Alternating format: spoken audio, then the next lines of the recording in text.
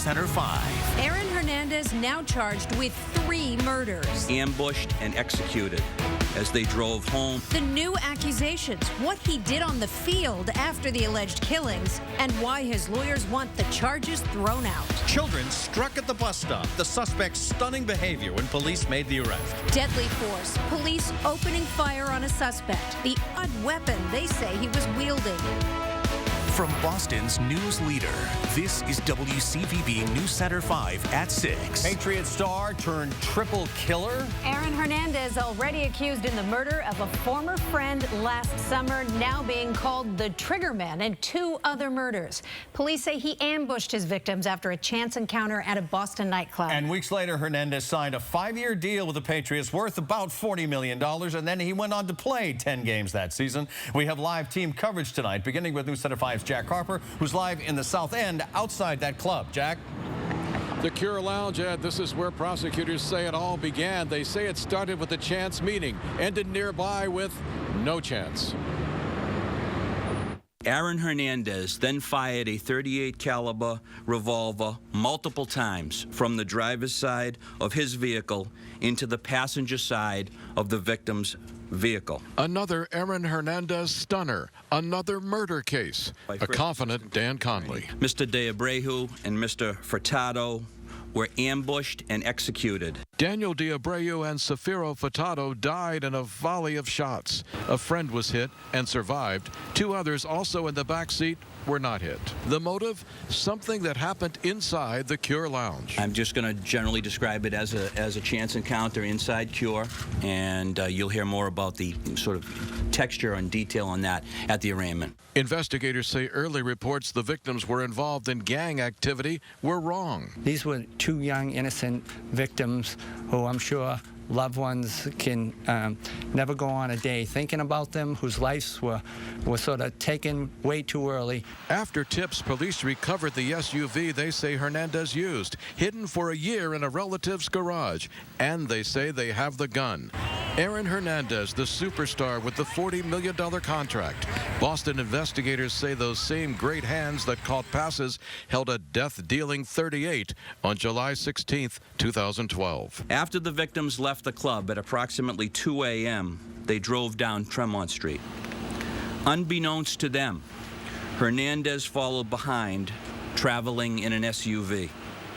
Hernandez's attorney said this afternoon it's easy to hold a press conference and make charges, much harder to prove them in court. They say Aaron Hernandez is innocent. Looking forward to that day in court.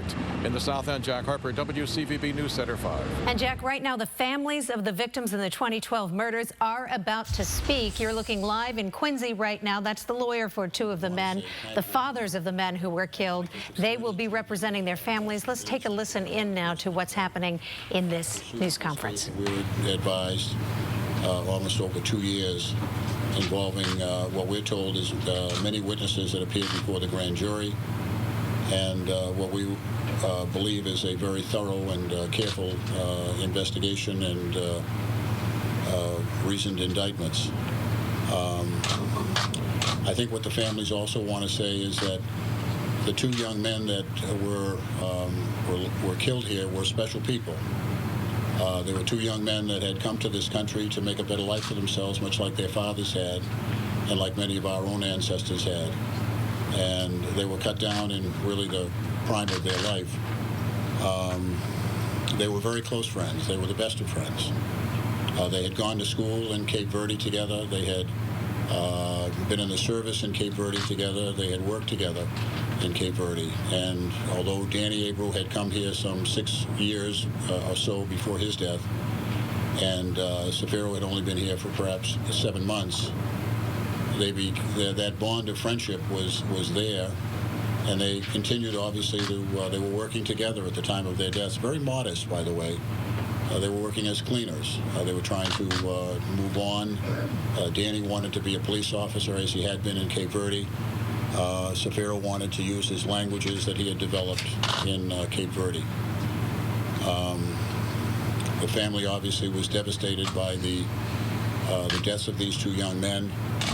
The family decided that they should be buried together. And here is a picture of the tombstones where they are buried over at the Mount Hope Cemetery in Mattapan. The families felt that it was appropriate that these two best friends that were killed together should be buried together.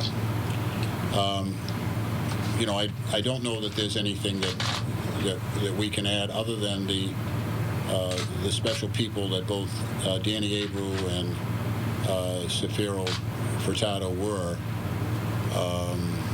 You know, they were the kind of people that, you know, I heard Safiro would make an effort to make sure that all the members of his family he had some contact with, and that maybe some of them didn't always get along, but he had contact with them. Danny was the type of person that would visit the children of his sister, who was a single parent, and make sure that her 3 young girls had maybe candy or ice cream and maybe just some attention. You know, I'm not sure that you would consider them heroes. They were heroes to these families, and their deaths mattered. They mattered to the family, and we're pleased that after a long process, it appears that the district attorney has reached his conclusion. The grand jury has reached their conclusion with regard to the results that have been made. We understand that we're involved in a civil matter, which has really little to do with the criminal matter. They're really separate matters. The family, of course, will cooperate in any way that they can in the criminal matters, but those are two separate matters. So I think on behalf of the families, what we wanted to say tonight was thank you for all of the work, the hard work of the district attorney's office, all of the hard work of the police department, and they're very pleased that that justice is being moved forward. Can you say whether this started over a spilled drink? We've been told that. We don't. I don't think we have any information on that. I heard District Attorney Conley say that there was some type of encounter, and that there maybe be further details. You know, our information, of course, is limited. So presumably there are other sources that may exist. You know, to elaborate. We don't have anything on that. Can either of the two fathers maybe say something to us, even if it's in limited English? Us who come here to this country as immigrants as well, we can understand. Can you say something how you feel today about the indictments on the crime? ¿Puedes decir algo sobre lo que pasó hoy? Agradecendo a toda a equipe que vem de torno, agradecendo toda a polícia, a nossa polícia, para everything, the people que me ajudou lá a resolver o problema. Thank you. Is there a feeling at all that justice, as you mentioned, you have the civil case, but with these indictments, you'll get your day in court? I'm not sure that. Well, I don't know. You want them to answer that question, I suppose. We understand that there's separate processes. We're intending to move forward in our process, but the family is certainly gratified that the district attorney, after a careful investigation, a grand jury, after careful deliberations, undoubtedly has reached the conclusion that these two young men were gunned down for no reason, no good reason. You know, we also heard and we were aware of that there were rumors or there were statements in the media that these young men and their friends that night, there were 5 guys that went out to have a few drinks and maybe dance with a couple of pretty girls, and they ended up getting gunned down, that they were members of some type of Cape Verdean gang, or they're involved in drugs, or they're involved in guns. Nothing could be further from the truth. As I believe District Attorney Conley stated, the reality of it is that these young men had nothing at all to do with any of that. They were just out on a night to enjoy themselves, and on their way home after really not being there very long, probably no more than an hour or two, ambushed and executed by somebody who had a more going for him, you would You think. said they served together. Those are the lawyers with the two dads of the two victims of that night. Mike Lynch is joining us in our coverage right now. And Lynchy, this is stunning to think if you put the pieces together. If we're to believe the timeline the DA presented today, the murders happened in July. 10 days later, Hernandez goes to training camp. A couple of weeks after that, they reveal a $40 million contract, and then he plays an entire season. Well, over the last 11 months, we've learned a lot about the background of Aaron Hernandez and some of his alleged and purported activities. So I think the shock value is sort of worn off on something like this, that he could be capable of moving forward and playing football. We can tell you that it was roughly 6 weeks after those alleged double murders that Hernandez signed that 5-year, $40 million deal with the Patriots. And to show his appreciation, he donated $50,000 of that contract to a fund in the name of the late Myra Kraft. Now, Hernandez caught 6 passes, 1 for a touchdown in the season opener, which was the first week in September against Tennessee.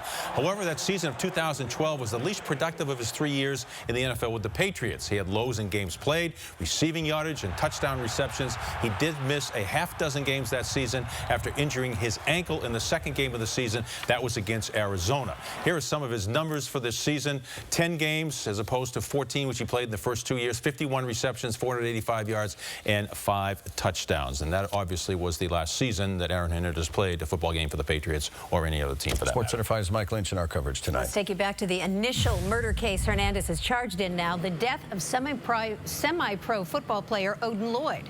After a hearing today involving an associate, his lawyers dropped a bombshell. They are demanding the murder charge be dropped. And Liam Martin is live in Fall River to explain. Liam?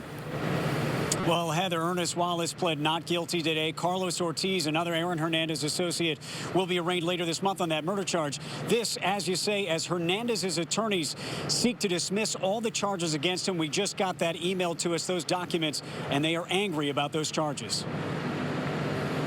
In new documents released Thursday to NewsCenter 5, Aaron Hernandez's attorneys call the evidence against him utterly insufficient, writing the prosecution failed to establish probable cause that Hernandez either murdered Odin Lloyd himself or participated in a joint venture.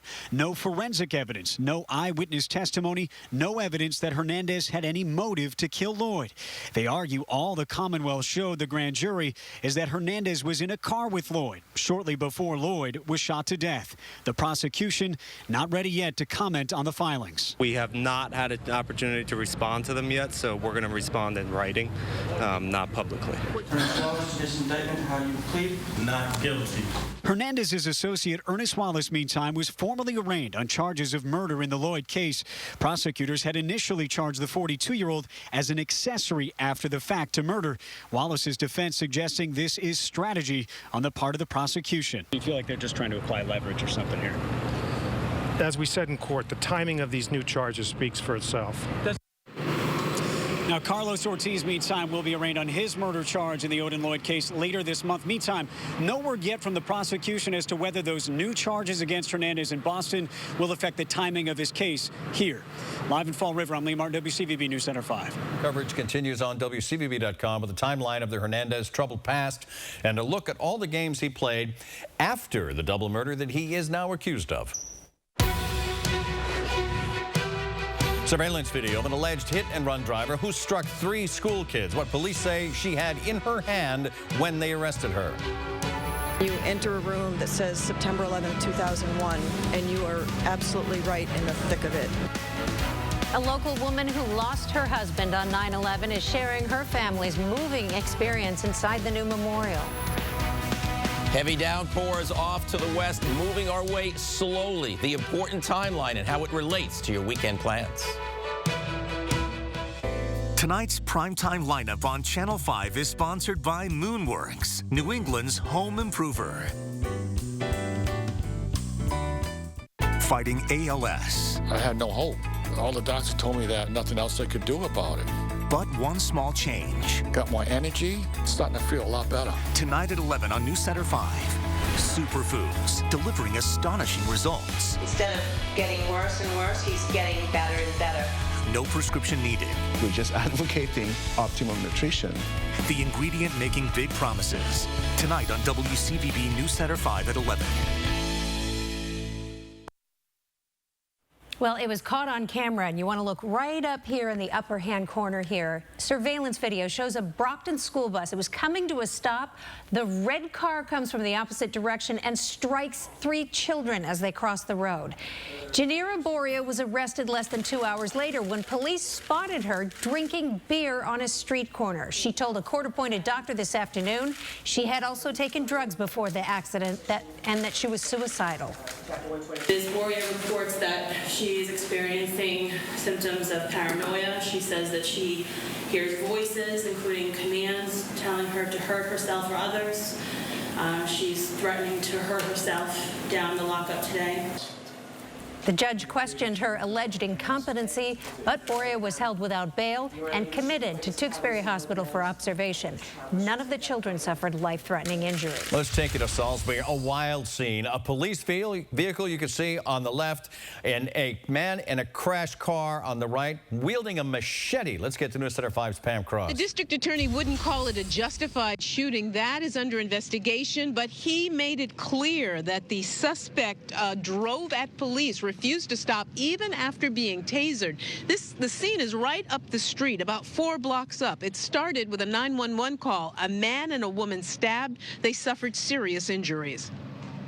I heard the yelling, and then I heard the gunshots. Then I went outside to see what was going on, and I saw the body. We were on a roof at a relative's house and saw a sheet on the ground with the body underneath.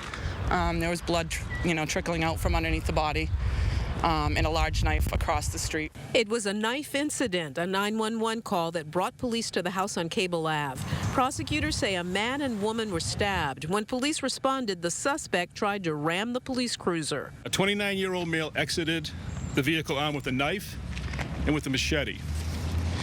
Multiple attempts were made by the police on the scene to disarm the male, including the use of a taser. Ultimately, police shot and killed the male. They tasered him and he didn't go down and lunged at the cops, so the cops shot him. It's disgusting. What is wrong with people, really? We just hope it's nobody we know. Several police departments responded. They're now in the process of taking their statement. The district attorney would not identify the officers involved, though we're told the Salisbury police chief was at the scene and he was not at the official briefing. Reporting live from Salisbury, I'm Pam Cross, WCVB News Center 5. Remember in 2014 tonight, a flare-up in the race for governor. On WCVB's On the Record, Democrat frontrunner Martha Coakley called for the Securities and Exchange Commission and the state of New Jersey to investigate GOP candidate Charlie Baker. Baker gave New Jersey Governor Chris Christie's state party $10,000 just months before the New Jersey pension plan turned over $25 million to Baker's investment firm. He says there is no pay to play, but Coakley sees it differently. This raises, I think, troubling concerns, obviously, and I think both under New Jersey law and the SEC that have jurisdiction over this should take a look at those allegations. I've been totally transparent about my relationship with General Catalyst, totally transparent about my contribution, and the contribution I made is permissible. Coakley adds that there are legitimate transparency concerns, and you can watch the full interview with Martha Coakley Sunday at 11 on the Record, WCVB Channel 5. It is a moving memorial to one of our nation's darkest days. But to the families of local victims, the just opened 9/11 Museum is a reason to celebrate. Erica Tarantel reports from New York City up next. Part of the last area that was searched. Like the Great Wall and bedrock that embrace us today, nothing can ever break us. A somber and powerful return to a place that still holds so much emotion. The National September 11th Memorial Museum, dedicated today. News Center 5's Erica Tarantel was there, and she talked with a local 9/11 widow who tells us why that museum is so much more than just a building. There was controversy, setbacks in construction, problems with finances, but now the $700 million museum is complete. Its dedication elegant, and one family we spoke to said it was done just right.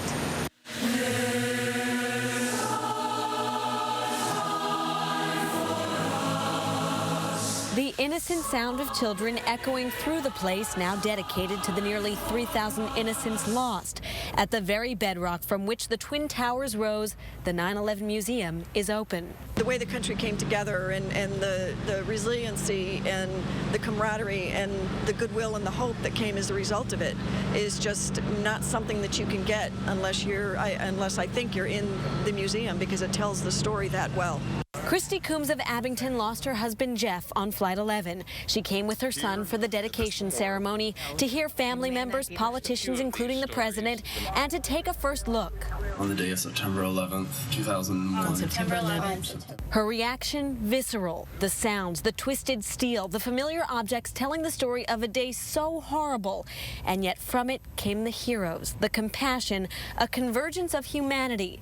A section is devoted to the victims. There are photos and family recordings. This is what matters most to Christy. It's important to my kids and me to have Jeff's story told about what a great father he was, because that's what his life was all about. And, you know, what a great husband and brother and son that he was. The true spirit of 9/11.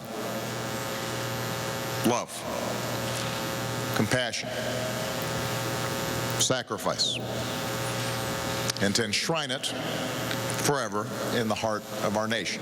Right now, the museum is only open to those profoundly impacted by the tragedy. It opens to the general public next Wednesday, the 21st. In Lower Manhattan, Erica Tarantel, WCVB News Center 5. It takes you right back to how you felt on that day. Straight back. Yeah. Straight back. And to look into Christy Coombs' eyes takes you straight back. And her children are grown. And her children are grown, yeah. 72 degrees here, Harv. At least it's a little warm, huh? Yeah, it's definitely warm today, no question about it. Even felt warmer than the actual readings, which made it to 77 in Boston and to 80 in Westford. And it's mild out there now, 60s to around 70. But the mugginess today, that you may have noticed, dew point shot up over 60. And when we get into that range, that is definitely a little bit on the sticky side. We're going to stay there the next 24 hours. Only dropping to about 60 tonight, about 70 for a high tomorrow. Now, following all this moisture, moving through the Ohio Valley into western portions of Pennsylvania, New York, it is moving our way slowly. There may be a couple of lead showers that get in here during tomorrow, but the heavy rain bands, that's going to hold off here in eastern New England to at least the end of the day tomorrow, if not tomorrow night and early on Saturday. Potential is there for over an inch of rain, maybe 2 in parts of Worcester County and the Berkshires with elevation, and perhaps a ½ inch to an inch around the local Boston area. Now, here's the way it shapes up over the next 7 days. Tomorrow, a lot of clouds, and again, a couple of showers are possible. The farther west you are, the more you'll get those downpours. But for the rest of us, it's overnight tomorrow night, early on Saturday. I want to give you a little idea about that important timeline on Saturday, because this has moved up a little bit. Looks like the heaviest rains will be pre-dawn into about mid-morning Saturday. Then it should start sliding off the coast by midday. Even on the Cape, I think you salvage the afternoon probably without rain. I don't know if it'll clear on the Cape. It may in Boston, but it should to the west for a mild afternoon. Now, as far as we're concerned on Sunday, that's a day also that's not a total washout. We may have breaks of sun, then clouds filling in, and a couple of spot showers are possible in the afternoon on Sunday, but not an all-day washout. Monday and Tuesday also are going to feature a mixture of sun and clouds, perhaps an afternoon or evening shower, thunderstorms scattered about. But once again, not all-day rains any of that period during the first half of next week, and then it looks a little more settled by the time we get to about Wednesday or Thursday of next week. That's the story for now. We'll be back in a moment. You know, we have a rare opportunity. Harvey, would you toss it to Mike to do sports, please? Hey, it's time for sports, and here's Lynchy. All right, Harv, thank you very much. Red Sox afternoon delight in Minneapolis, but it wasn't so delightful for them. Will Middlebrooks comes up in the 9th inning with a couple of ducks on the pond. The Sox down 3-1, and the 191 hitting Middlebrooks ties the game up at 3 apiece. But that didn't last long, because on the bottom half of the 10th inning, one duck on the pond for the 161 hitting Aaron Hicks. His bloop single wins the game for the Twins as they win for the second time in 3 nights against the Red Sox out in Minneapolis. Sox come home to play Detroit tomorrow night. Thankfully, a lot of baseball still left to play. Yeah, it's unfortunately not enough hockey. Well, Harvey, if you give it to him, you got to land it now. Hockey's over. I'm depressed. I think you are too. We'll see you at 11. I can't say that. World News is next. New restaurants. Dig in with Chronicle tonight.